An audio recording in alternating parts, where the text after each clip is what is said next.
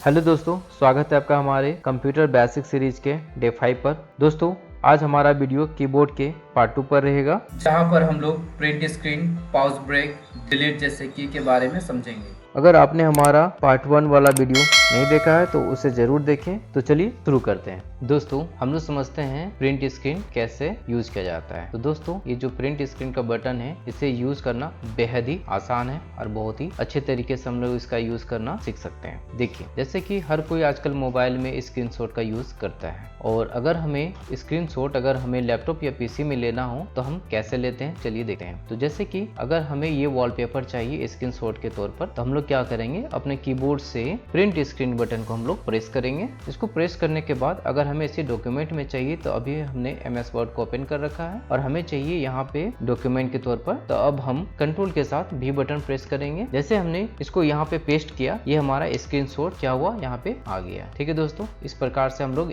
Print screen का use करते हैं, और हमें किसी भी लैपटॉप या पीसी का अगर हमें स्क्रीनशॉट लेना हो तो ऐसे हम इसका यूज कर सकते हैं। ठीक है दोस्तों, चलिए अब समझते हैं हम स्क्रॉल लॉक के बारे में। जो अगला बटन है दोस्तों, स्क्रॉल लॉक। देखिए, इसका यूज हम लोग बेहतर तरीके से एक्सेल में कर पाते हैं। जैसे कि अभी हमने एक्सेल शीट खोल रखा है, ये देखिए दोस्तों, जैसे कि हमने एरो की से अभी एक एक सेल के अगर हम डाउन एरो क्लिक करते हैं तो ये सेल हमारा नीचे आ रहा है। ये देखिए, हम अप कर रहे हैं तो अप हो रहा है हमारा सेल, डाउन कर रहे हैं तो डाउन हो रहा है। हम चाहते हैं कि ये सेल लॉक हो जाए और ये सेल से आगे ना बढ़े, तो हम अपने लैपटॉप या पीसी से हम लोग इसे स्क्रॉल लॉक को यूज कर सकते हैं। जैसे कि अभी हम आपको करके दिखाते हैं। अभी हम स्क्रॉल लॉक, जैसे ही यहाँ पे स्क्रॉल लॉक को प्रेस किए, अब देखिए दोस्तों, हम कीबोर्ड का डाउन एरो की प्रेस कर रहे हैं तो ये देखिए हमारा जो सेल था वो लॉक हो चुका है, अब वो इधर उधर नहीं जा रहा है। दोस्तों, इस प्रकार से हम लोग स्क्रॉल लॉक इसको हम लोग कर दिए। वापस अगर हमें वापस इसको फ्री करना है तो इसे हम स्क्रॉल लॉक पे वापस क्लिक कर देंगे, तो अब देखिए ये हमारा सेल अप डाउन होना स्टार्ट हो गया। ठीक है दोस्तों, इस प्रकार से हम स्क्रॉल लॉक का यूज कर सकते हैं। चलिए दोस्तों,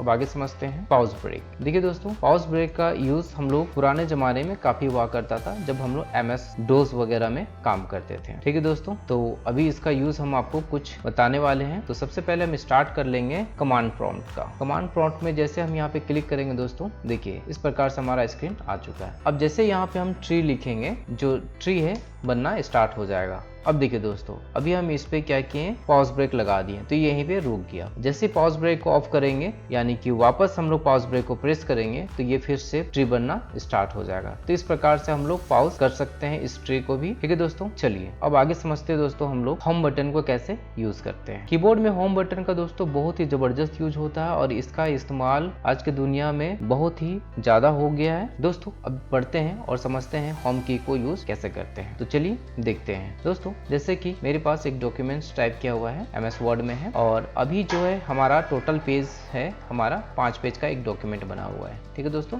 5 पेज का है। तो अगर हम इस 5 पेज का सबसे अंतिम, इस डॉक्यूमेंट का सबसे लास्ट पेज में यहाँ पे हम अभी आए हुए हैं। अगर हम चाहते हैं कि एक क्लिक से हम अपने डॉक्यूमेंट का फर्स्ट पेज में पहुंच जाए, तो दोस्तों कंट्रोल के साथ जैसे हम होम प्रेस करेंगे, ये देखिए वापस हम फर्स्ट पेज पे वापस आ गए। इस प्रकार से होम पेज में हम पहुंच सकते हैं। ठीक है दोस्तों, अगर आप चाहते हैं कि वापस हम उसी जगह पे पहुंच जाए, यानी कि एंडिंग पॉइंट पे, इस डॉक्यूमेंट का एंडिंग पॉइंट पे, तो दोस्तों उसमें हम लोग का यूज होगा एंड बटन का। होम बटन के जस्ट नीचे होता है ये एंड बटन। अगर हमें एंड बटन के साथ अगर यहाँ पे अगर जाना होगा, तो कंट्रोल के साथ अगर हम एंड बटन जैसे ही प्रेस करते हैं, वैसे हम इस पेज का एंडिंग पॉइंट में पहुंच जाते हैं। देखिए दोस्तों, जैसे हमने एंड बटन प्रेस किया तो इस डॉक्यूमेंट का सबसे लास्ट पेज, यानी कि पेज नंबर 5 में वापस पहुंच गया। अगर हमें वापस पेज नंबर 1 में जाना है, तो कंट्रोल के साथ हम होम बटन को प्रेस करेंगे, और देखिए हम फर्स्ट पेज पे आ चुके हैं दोस्तों। इस प्रकार से हम लोग होम बटन का यूज कर सकते हैं। इसका एक और यूज है दोस्तों, जैसे कि आप कोई भी पेज में आप काम कर रहे हैं, जैसे कि कर्सर, देखिए अभी हमारा कर्सर जो है यहाँ पे है, यानी कि स्टार्टिंग का लाइन में। अगर हम चाहते हैं कि इसी लाइन का एंडिंग पॉइंट में हमारा कर्सर डायरेक्ट चला जाए, तो हम डायरेक्टली बिना कंट्रोल यूज किए एंड बटन को हम जैसे प्रेस करेंगे, तो देखिए कर्सर हमारा एंडिंग पॉइंट में आ गया। वापस हम चाहते हैं कि फर्स्ट लाइन का फर्स्ट कर्सर में चला है, तो वहां पे हम क्या करेंगे दोस्तों,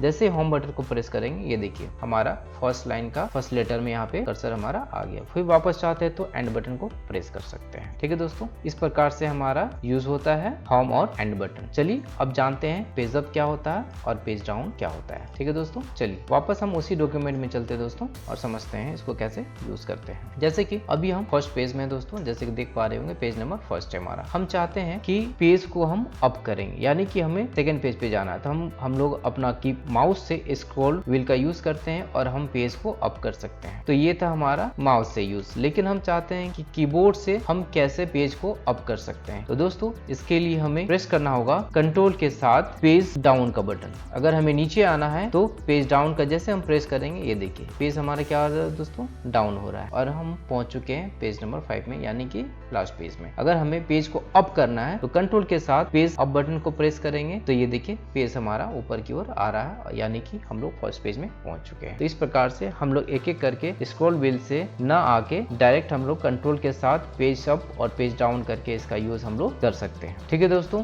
आई होप कि आप समझ गए होंगे। और अगर आपका किसी भी प्रकार का कोई सवाल है तो कृपया कमेंट करें और हमें बताएं ताकि मैं आपको फीडबैक दे सकूं। दोस्तों अब आगे का जो बटन है हमारा वो है डिलीट। दोस्तों डिलीट बटन को समझने के लिए हम लोग वापस इसी डॉक्यूमेंट पे हम लोग आते हैं और समझते हैं। दोस्तों डिलीट बटन को हम लोग आज अच्छे से समझेंगे। आज के बाद कोई भी डाउट नहीं रहेगा आपको डिलीट बटन के बारे में। दोस्तों जैसे कि कर्सर हमारा अभी यहाँ पे ब्लिंक कर रहा है और अगर हमें ये जो लिखा हुआ लुक, अगर इसे हमें डिलीट करना हो तो सिंपल है, इसे हम माउस से सिलेक्ट करके हम डिलीट बटन को प्रेस करते हैं तो ये हमारा डिलीट हो जाता है। ठीक है दोस्तों, जैसे कि यहाँ पे कर्सर अभी देख पा रहे होंगे। अब अगर इसे डिलीट करना है तो जैसे ही आप इसको सिलेक्ट करेंगे और डिलीट बटन प्रेस करेंगे तो ये हमारा वर्ड डिलीट हो जाएगा। और बैक स्पेस में भी यही होता है, लेकिन बैक स्पेस में क्या होता है दोस्तों, हम लोग एक एक करके वर्ड को डिलीट करते हैं, जबकि सिलेक्ट करके आप डायरेक्ट डिलीट बटन से इसको डिलीट कर सकते हैं। लेकिन ये स्पेशल यूज नहीं है दोस्तों, ये एक था सिंपल यूज। अब हम लोग समझते हैं कि डिलीट बटन को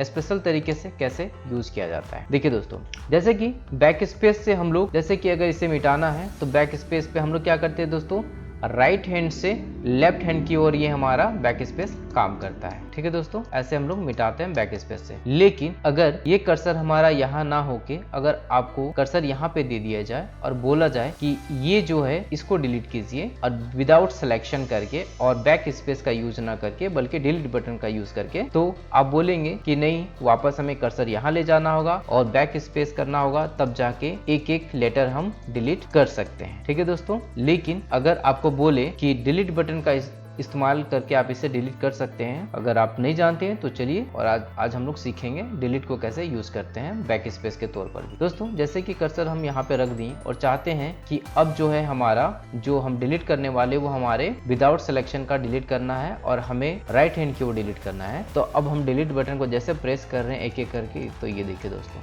ये हमारा राइट हैंड साइड की ओर डिलीट हो रहा है। तो ऐसे भी हम विदाउट बैक स्पेस का यूज करके भी हम एक एक करके डिलीट कर सकते हैं। तो हमने क्या देखा दोस्तों, बैक स्पेस जो यूज होता है हमारा बेसिकली राइट हैंड से लेफ्ट हैंड की ओर होता है, और अगर आप कर्सर रख देते हैं बीच में और आप चाहते हैं कि राइट हैंड की ओर हमारा डिलीट हो, तो हम डिलीट बटन का यूज करते हैं, यानी कि डिलीट बटन जो होता है हमारा लेफ्ट से राइट की ओर होता है और backspace right to left की ओर होता है। ठीक है दोस्तों, उम्मीद करते हैं आप इसको अच्छे से समझ गए होंगे और कोई भी अगर डाउट है तो हमें कमेंट में जरूर बताएं।